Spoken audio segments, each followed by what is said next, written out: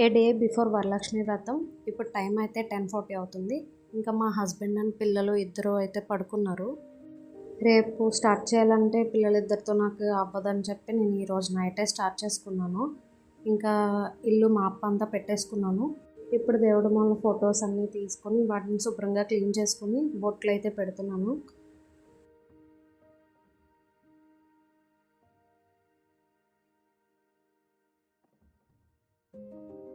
ఈ శ్రావణ మాసం స్టార్ట్ అయినప్పటి నుంచి నేను డైలీ పూజ చేసుకుంటున్నా.